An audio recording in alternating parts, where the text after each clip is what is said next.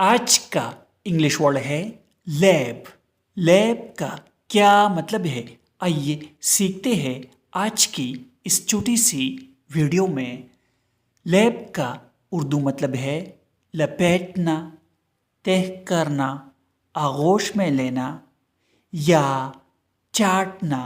आइए इस वर्ड को सेंटेंस में इस्तेमाल करते हैं। She placed her book on her lap and started reading। इसका मतलब है वो अपनी किताब गोद में रखकर पढ़ने लगी। Placed means रखना। दोस्तों, चैनल को सब्सक्राइब करें और वीडियो को लाइक और शेयर ज़रूर करें। Thanks for watching this video.